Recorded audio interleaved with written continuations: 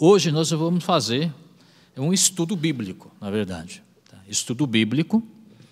E eu escolhi o Gênesis capítulo 27 e Romanos capítulo 9. Então nós vamos estudar, claro que não vai ser um estudo exaustivo, né, por falta de tempo, mas Gênesis capítulo 27 em associação com Romanos capítulo 9. A leitura do texto nós faremos no meio do sermão, para que nós possamos entender bem o texto que nós vamos ler, daqui a uns 10, 15 minutos. Eu quero primeiro explicar o contexto, né,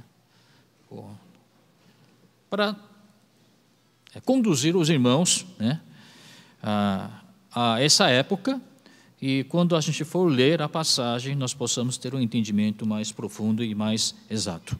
Bom, irmãos, sabe que Deus chamou Abrão, e Deus estabeleceu aliança com ele, dizendo o seguinte: olha, eu abençoo você, né? Seus descendentes serão, né, que nem grãos de areia da praia, inúmeros, inúmeros. Eu serei Deus de você, e você e seus descendentes serão meu povo. Então essa foi a aliança que Deus estabeleceu com Abrão. E Abrão e a sua esposa Sara ficaram esperando descendente, que não vinha. Então Sara ficou aperreada, né? Ficou aflita, né?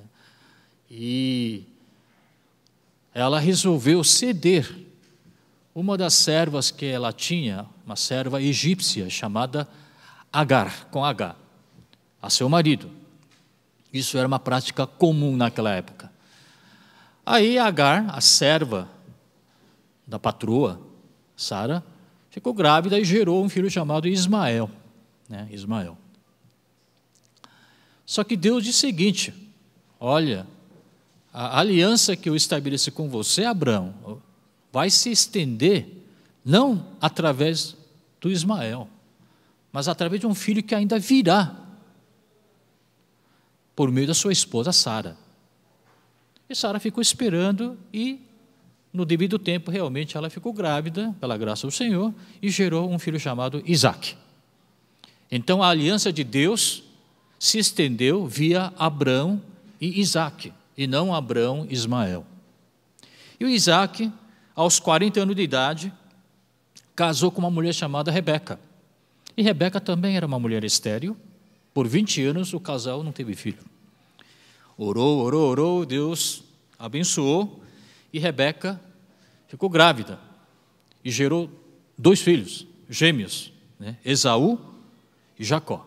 Mas quando os filhos ainda estavam na barriga da mamãe Rebeca, ela sentiu os 2 se empurrarem. Aí ela ficou assustada. Aí o Senhor chegou a ela e disse o seguinte: olha, duas nações estão em seu ventre, na sua barriga, e um deles será mais forte do que o outro. O mais velho servirá ao mais novo. Então essa foi a palavra de Deus, a profecia de Deus. Bom, nasceram Esaú e Jacó. Vocês conhecem que Esaú nasceu uns segundos antes do que o Jacó. Portanto, Esaú, filho mais velho, e Jacó, filho mais novo. Eles cresceram. Só que os pais, Isaque e Rebeca, né, favoreceram um mais do que o outro. Por exemplo, o pai Isaque gostava assim mais do filho mais velho, Esaú. E a mãe gostava mais de Jacó. E Jacó era mais assim doméstico, gostava de cozinhar, né, ajudar a mamãe nas tarefas domésticas, né. Ele era herbívoro e o Esaú era mais carnívoro, porque Esaú, filho mais velho, era forte, peludo, né, e gostava de caçar. E o Isaque gostava de churrasco. Então, Esaú caçava e fazia churrasco e oferecia ao seu pai. Certo dia, o Esaú, filho mais velho, voltou da caça e estava muito faminto. Aí o Jacó, muito espertinho, né, aproveitou a ocasião e vendeu um ensopado de lentilhas, e Esaú acabou vendendo o seu direito de filho mais velho. primogênito a ele.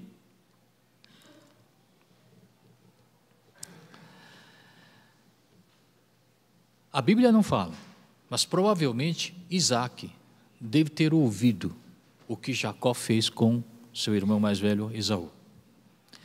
E Isaac guardava na sua mente, na sua memória, a profecia de Deus, e que o mais novo iria prevalecer sobre o mais velho, que o mais velho, Esaú, iria servir ao seu irmão mais novo, que era Jacó.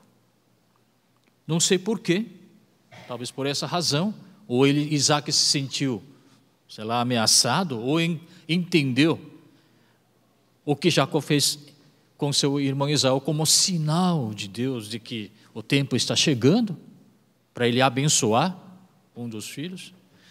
Então, um dia, Isaac, muito secretamente, chamou Esaú, o filho mais velho. Esaú, vem cá. Sim, pai, você vai fazer o seguinte, você vai caçar, vai pegar um animal e fazer aquela comida gostosa, meu prato favorito, e eu vou abençoar você na presença do Senhor, antes de eu morrer. Então ele chamou seu filho Esaú mais velho secretamente. Só que o que aconteceu? A esposa Rebeca, querendo ou não querendo, assim, ouviu o que o pai Isaac falou a seu filho Esaú. E chamou o seu filho favorito, Jacó. Jacó, vem cá. Eu ouvi seu pai dizer assim para o seu irmão Esaú. Você vai fazer o seguinte. Aí, vocês sabem a história. A Rebeca orientou Jacó a enganar o pai dele, Isaac. Botou pele de cabrito no corpo, para aparentar que ele também era meio peludo. Engrossou a voz, mas o pai reconheceu que era de Jacó. A voz é Jacó. Aí ele ofereceu o antebraço para ele apalpar. Tal. Não, o braço é de Esaú. No fim, o Isaac foi enganado pelo Jacó e acabou abençoando o filho mais jovem no lugar do filho mais velho, que era Esaú. Pergunta que a gente tem que lançar aqui é a seguinte: por que Isaac apressou? Porque dá a impressão de que ele apressou em abençoar o filho mais velho, Esaú. A Bíblia diz que ele pediu que Esaú pegasse um animal e fizesse comida para ele, para que ele pudesse abençoá-lo na presença do Senhor antes de morrer. Será que Isaac realmente estava na iminência da morte? Estava no seu último suspiro de vida? Não. A Bíblia conta para nós, Gênesis capítulo 37, portanto, mais para frente, que Jacó, vocês sabem a história de Jacó, ele depois foge da presença do Esaú, vai trabalhar na casa do tio dele lá, e lá ele ficou trabalhando para ele durante mais ou menos 21 anos. Depois ele retorna à terra natal, se encontra com Esaú, seu irmão, e inclusive com seu pai Isaac. Então Isaac não estava morrendo. Ele viveu por mais 21 anos no mínimo, após ter abençoado seus dois filhos. Então não é porque ele estava morrendo. Ele apressou, ele adiantou, ele antecipou em abençoar o filho Esaú. Não somente isso, ele chamou seu filho Esaú, como eu falei, secretamente, sem que a Rebeca e Jacó não soubessem.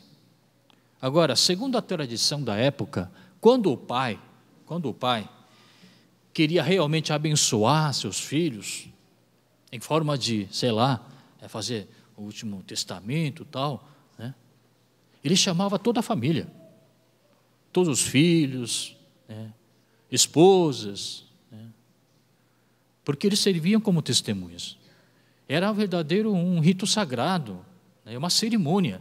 No entanto, Isaac, sabendo muito bem dessa tradição, ele resolveu chamar secretamente Esaú.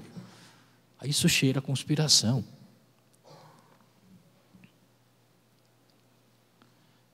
Isaac ficou sabendo de que Jacó tinha enganado Esaú, Portanto, ele apressou em abençoar o Esaú, porque ele gostava mais dele.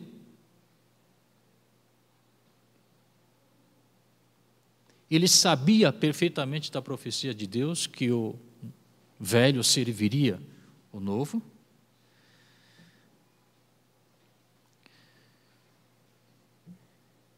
E ele também sabia muito bem da importância de ser escolhido por Deus, porque ele foi escolhido, e não o seu meu irmão Ismael. Ele deve ter pensado assim, na sua intimidade, talvez tivesse conversado com Deus da seguinte forma: "Ó Deus, tudo bem, porque Ismael, meu irmão, ele era filho de uma serva da minha mãe. Eu entendo porque Deus me escolheu, porque eu sou filho legítimo da mãe Sara, que era a esposa legítima do meu pai Abraão. Então Deus me escolheu, fez com que a aliança fosse se estender via Abraão e a mim, Isaque, porque sou legítimo. Agora, Esaú e Jacó são dois filhos gêmeos do mesmo pai e da mesma mãe. Qual é a diferença entre os dois? E que um nasceu uns segundos antes do que o outro. Então, que a ordem de chegada seja respeitada. Segundo a tradição do povo, eu quero abençoar o filho mais velho, que é Esaú, de quem eu gosto, na verdade, mais do que Jacó. Em outras palavras, ele quis fazer seu desejo, ele quis fazer seu plano, ele quis fazer a tradição do seu povo prevalecer sobre o plano de Deus. Por isso ele chamou secretamente Esaú. Pensou que estava abençoando Esaú, mas ele percebeu que ele acabou abençoando Jacó no lugar de Esaú. Agora vamos ler o texto. O que aconteceu depois? Gênesis 27, 30 a 40. Quando Isaque acabou de abençoar Jacó, mal tendo ele saído da presença do pai, seu irmão Esaú chegou da caçada. Ele também preparou uma comida saborosa e a trouxe a seu pai. E ele lhe disse: "Meu pai, levante-se e coma da minha caça, para que o Senhor me dê sua bênção." Perguntou-lhe seu pai Isaque: "Quem é você?" Ele respondeu: "Sou Esaú, seu filho mais velho." Profundamente abalado, Isaque começou a tremer muito e disse: "Quem então apanhou a caça e a trouxe para mim? Acabei de comê-la antes de você entrar, e a ele abençoei, e abençoado ele será." Quando Esaú ouviu as palavras de seu pai, deu um forte grito e, cheio de amargura, implorou ao pai: "Abençoe também a mim, meu pai." Mas ele respondeu: "Seu irmão chegou astutamente e recebeu a bênção que pertencia a você." E disse Esaú: "Não é com razão que o seu nome é Jacó? Já é a segunda vez que ele me engana. Primeiro tomou meu direito de filho mais velho e agora recebeu minha bênção." Então perguntou ao pai: "O Senhor não reservou nenhuma outra bênção para mim?" Isaque respondeu a Esaú: Eu o constituí Senhor sobre você, e a todos os seus parentes tornei servos dele. A ele supri de cereal e de vinho. Que eu poderia fazer por você, meu filho?" Esaú pediu ao pai: "Meu pai, o Senhor tem apenas uma bênção? Abençoe-me também, meu pai." Então chorou Esaú em alta voz. Seu pai Isaque respondeu-lhe: "Sua habitação será longe das terras férteis, distante do orvalho que desce do alto céu. Você viverá por sua espada e servirá a seu irmão. Mas quando você não suportar mais, arrancará do pescoço o jugo." Preste atenção no versículo 33. Por que Isaque ficou profundamente abalado? Por que ele começou a tremer muito?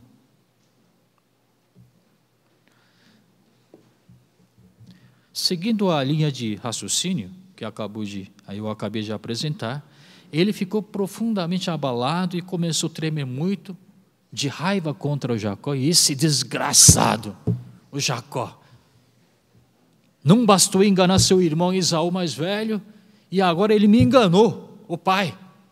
Será que ele ficou profundamente abalado e ficou tremendo de raiva contra Jacó? Creio que não. Ele ficou profundamente abalado e começou a tremer muito, porque ele tinha medo de Deus. Ele pensou que tinha enganado Deus. Ele pensou que quando ele chamou Esaú secretamente e abençoado seu filho mais velho, ele pensou que seu plano, seu desejo, estava acima do plano de Deus. Ele percebeu que ele caiu na sua própria armadilha. Tentou enganar Deus, mas ele foi enganado, entre aspas, por Deus. Tentou fazer seu plano prevalecer sobre o plano de Deus, mas ele viu que falhou. Percebeu que a astúcia, a conspiração, trama, intriga, nada poderia deter o avanço do plano de Deus. Isso que fez com que ele ficasse profundamente abalado, que ele tremesse de medo de Deus. Ele percebeu que de Deus não se zomba.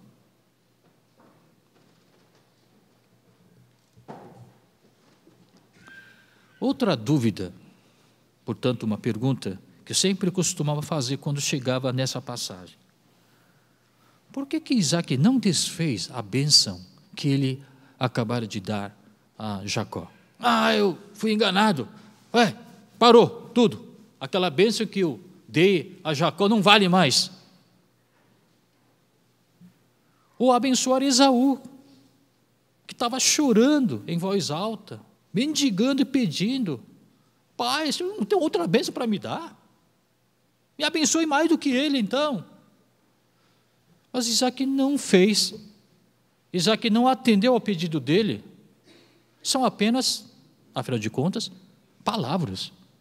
A Bíblia não diz que naquele momento em que Isaac abençoou Jacó, ele passou escritura, sei lá, de propriedades imóveis para ele, não transferiu a herança dele para a conta do Jacó. Nada disso aconteceu. Eram apenas palavras e palavras. Segundo a interpretação clássica, os estudiosos dizem que naquela época a palavra proferida pela boca era uma promessa, que era irrevogável, não poderia voltar para trás. Irmãos, Abraão, Isaac, os demais, também eram mentirosos, também eram tão pecaminosos quanto nós. Eram palavras. Então, essa interpretação clássica não me convenceu. Convence você?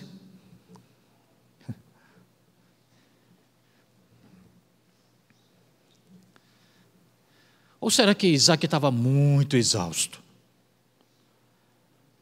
Que não tinha mais força para falar? Não, ele acabou de saborear um prato gostoso, comeu churrasco. Ele não estava morrendo, embora tivesse vista fraca, envelhecido, mas ele não estava morrendo. E pelo texto que nós lemos, o conteúdo da bênção dele era bem curto. Não era uma bênção de 2, 5, 6 horas, o dia inteiro, até ele ficar cansado. Não foi nada disso.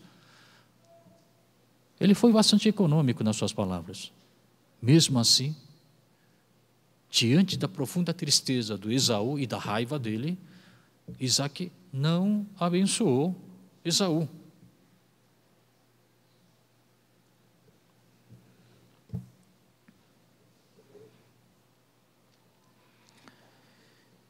Esaú não podia fazer mais nada, para falar a verdade. Não é que ele não tinha mais bênção para dar, não é que ele não tinha mais força para dar. é que ele não podia. Ele não quis dar. Ele não quis dar. Por quê? Porque ele percebeu claramente que da mesma maneira que Deus, o Senhor, tinha testado a fé do pai dele, Abraão, esse mesmo Deus estava agora testando a fé do Isaac. Ele percebeu isso. Ou o plano de Deus prevalece, ou a tradição do seu povo, ou da família, ou seu plano, ou seu favoritismo vai prevalecer.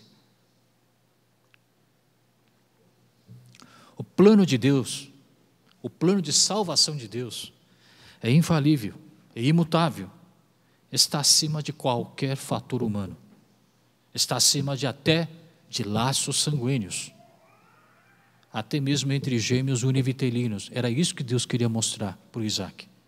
O plano de Deus é decisivo, é preciso, é incisivo, até entre irmãos gêmeos univitelinos. Não é por tabela, não é por atacado. Que diferença vai fazer? São irmãos gêmeos. Não. O plano de Deus é bem preciso. Assim se instituiu a aliança, o plano de salvação de Deus via Abraão, Isaque e Jacó.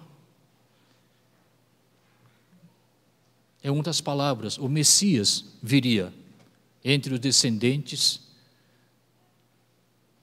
da linha Abraão, Isaque e Jacó. E não, por exemplo, Ló, Ismael e Esaú. E esse plano é imutável. Agora vem, por consequente, a outra pergunta. E por que tem que ser assim? É a pergunta que todo mundo lança, né? E por que tem que ser assim? Por que a aliança tem que se estender via Abraão, Isaque e Jacó e não Ló, Ismael e Esaú? Por que assim? Por que Jacó e não Esaú? Agora nós veremos como o apóstolo Paulo lida com essa questão. Então lá abra sua Bíblia, Romanos capítulo 9. Vejamos como o apóstolo Paulo responde essas perguntas e como ele lida com essa questão. Romanos capítulo 9, versículos 7 a 13. Romanos capítulo 9, versículos 7 a 13. Eu farei a leitura bem devagar para que irmãos possam me acompanhar, refletindo nas palavras. Romanos capítulo 9, versículo 7 começa assim: nem por serem descendentes de Abraão, passaram todos a ser filhos de Abraão. Não é porque é filho de Abraão que vai ser, né? Veja, ao contrário, por meio de Isaque, a sua descendência será considerada.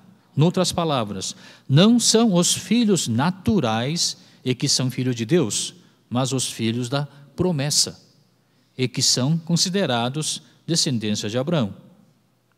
Pois foi assim que a promessa foi feita: no tempo devido virei novamente e Sara terá um filho. E esse não foi o único caso. Também os filhos de Rebeca tiveram o mesmo pai, nosso pai Isaque. Todavia, antes que os gêmeos nascessem ou fizessem qualquer coisa boa ou má, a fim de que o propósito de Deus, conforme a eleição, permanecesse, não por obras, mas por aquele que chama, foi dito a ela: o mais velho servirá ao mais novo. E como está escrito: amei Jacó, mas rejeitei Esaú. E versículo 14. O que vamos dizer então? Que Deus é injusto? De modo nenhum.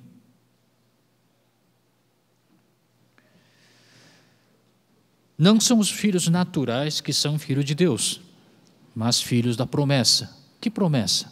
Aquela promessa que Deus fez antes de Sara se engravidar, já prediz que virá um filho chamado Isaque.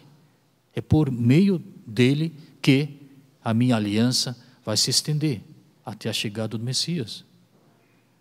O propósito de Deus conforme a eleição.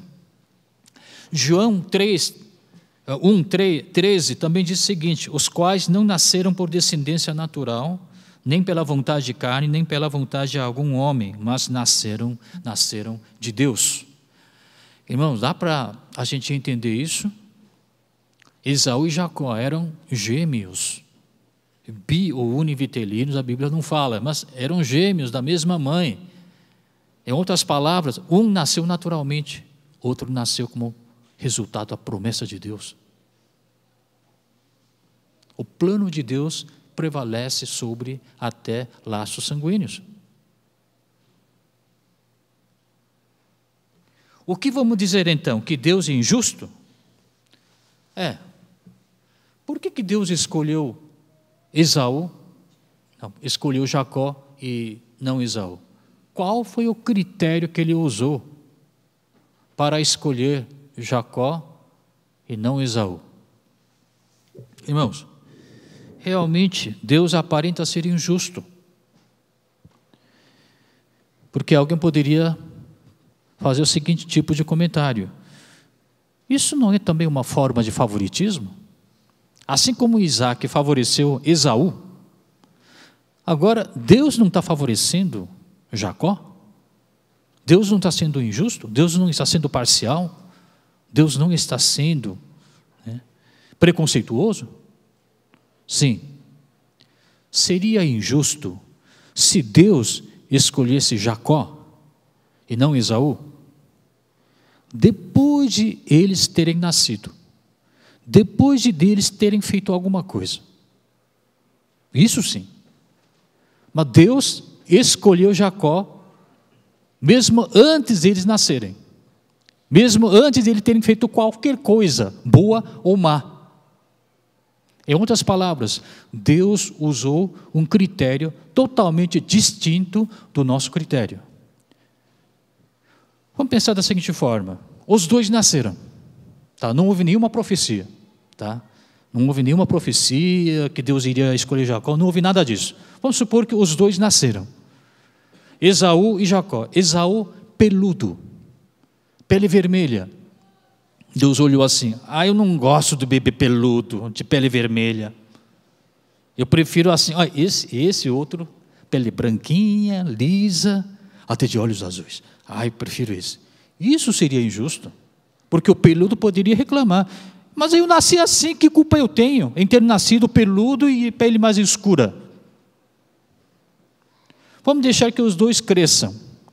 Chegou na idade de infância tal, e Deus está lá, olhando os dois tal.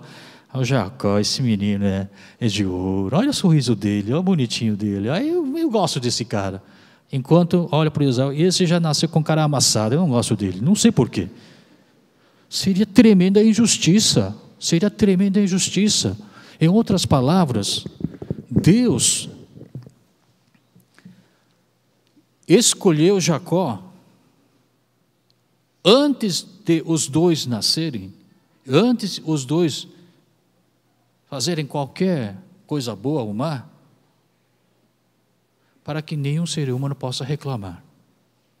Em simples palavras, ele usou um outro critério distinto do critério que nós seres humanos usamos para tomar decisões ou fazer escolhas e assim por diante.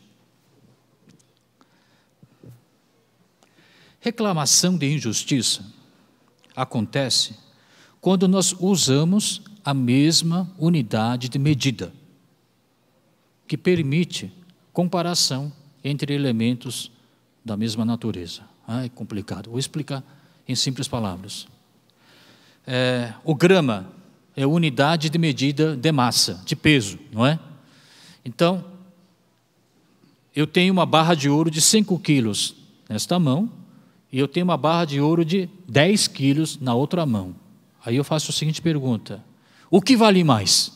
O que vale mais? Barra de ouro de 10 quilos, sem dúvida. Nós podemos chegar a essa conclusão porque nós usamos a mesma unidade de medida, que é grama, de peso. A gente compara. Se eu disser, para a barra de 5 quilos eu vou pagar R$1.000, Para 10 quilos eu deveria pagar 2.000, que é o dobro, né? Mas eu vou pagar, sei lá, 1.100. Alguém vai reclamar. Não, como assim? Você pagou 1.000 para 5 e você vai pagar só 1.100 para 10 quilos, que é o dobro? Vai ter que pagar 2.000. Você tem capacidade de julgar, de reclamar. O que é mais importante, é menos importante, o que é mais precioso, o que é menos precioso. Metro, por exemplo, é a unidade de medida de comprimento. Um tecido de 5 metros, um tecido de 10 metros. Pergunto para você, o que vale mais? De 10 metros, claro. Nós podemos fazer esse tipo de julgamento porque nós podemos comparar, uma vez que nós estamos trabalhando com a mesma unidade de medida. Agora, deixa eu fazer uma pergunta tipo assim. O que vale mais? 5 quilos ou 30 graus Celsius?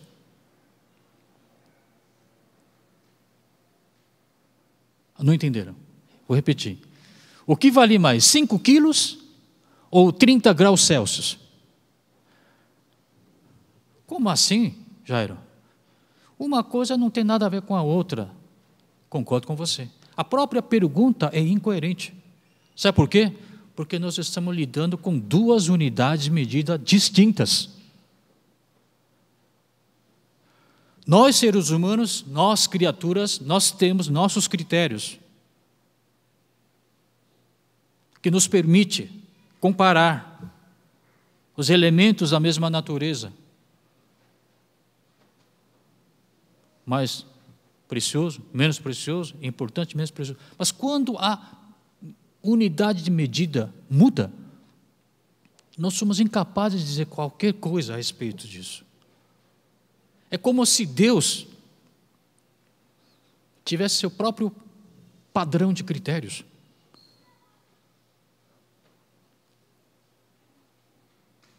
Se Ele tivesse usado os mesmos critérios que nós usamos, sim, isso abre portas para que nós possamos criticar, reclamar, julgar, comparar. Mas para que isso não aconteça, Deus escolheu Jacó, mesmo antes de os dois terem nascido, terem feito qualquer coisa. Deus não sabia, entre aspas, quem ficaria mais bonito, menos bonito, quem seria mais inteligente, menos inteligente.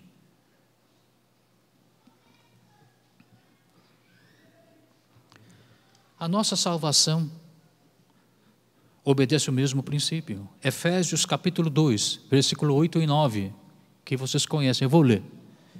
Pois vocês são salvos pela graça, por meio da fé, e isso não vem de vocês. Isso não vem segundo os critérios humanos. É dom de Deus, vem de Deus, não por obras, para que ninguém se glorie, em outras palavras, para que ninguém reclame.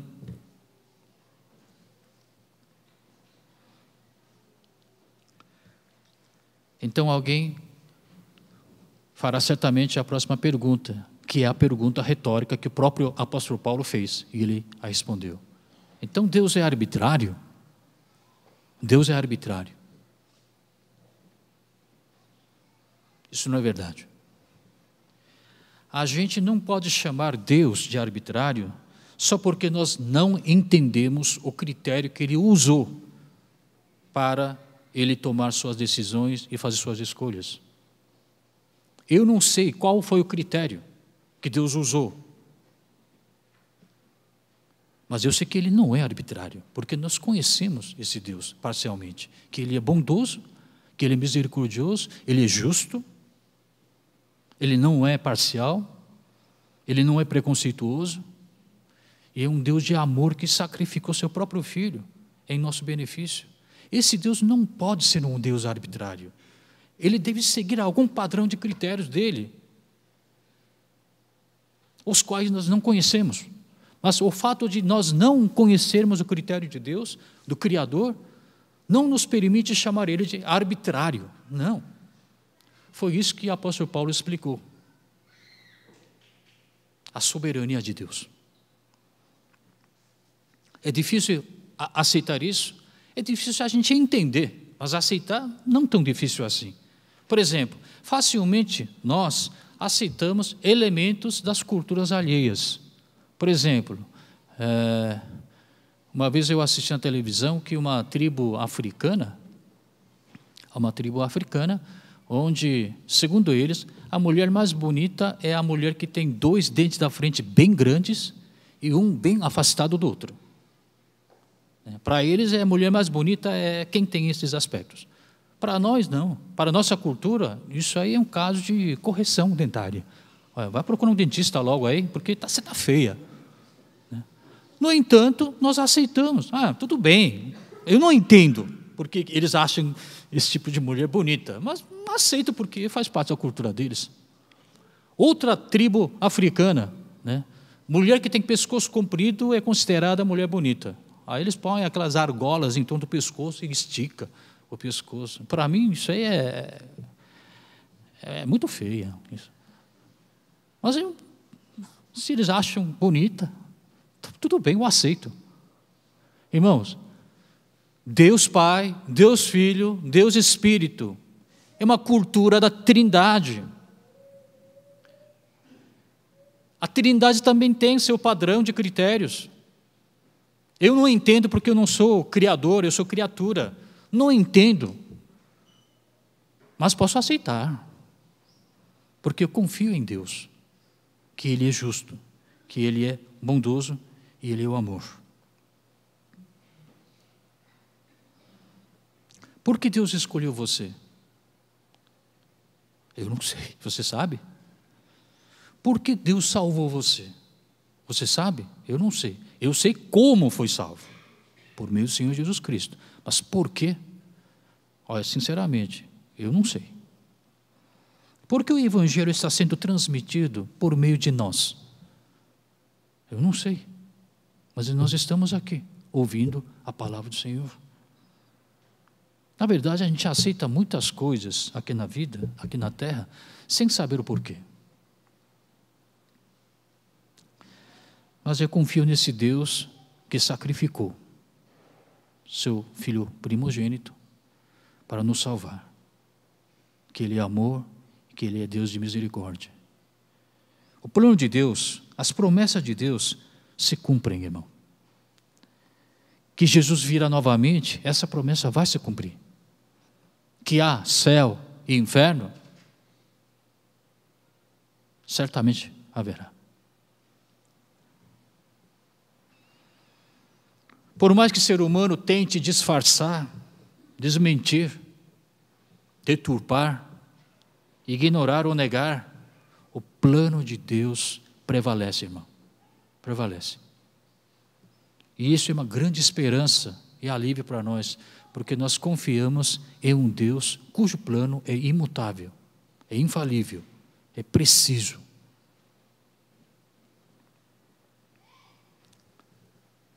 Mesmo que não enxergue, mesmo que você não sinta, tenha fé.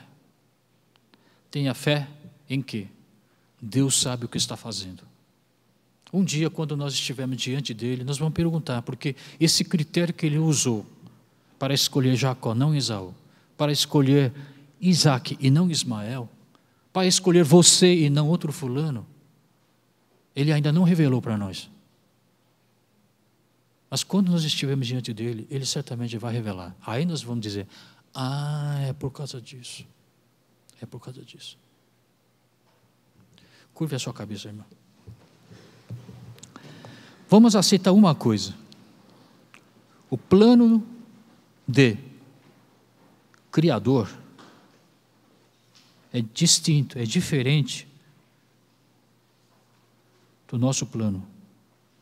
E o plano de Deus prevalece sobre qualquer outro tipo de plano que nós, seres humanos, poderíamos traçar.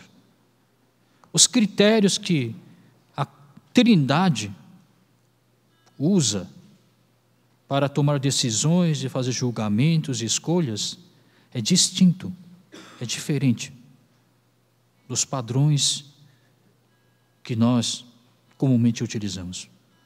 Senhor Deus, como uma criatura poderia entender o que se passa na mente do Criador? Mesmo sabendo que nós somos tão ignorantes, tão aquém das suas expectativas, Pai. Deus nunca desistiu de nós. Mesmo quando nós estávamos presos pelas correntes de dúvidas e ceticismo, Deus nunca ficou zangado conosco. Às vezes permaneceu calado, às vezes tentou nos convencer, conversar e esperar, e esperar, e esperar. Pai, com nossa capacidade limitada de entendimento, que nós estamos buscando a graça do nosso Deus. Que Deus possa ter misericórdia de cada um de nós. E quando nós estivermos realmente aflitos, sem saber o que fazer, que Deus possa estar mais uma vez esperando por nós, assim como o Pai esperou o filho pródigo retornar.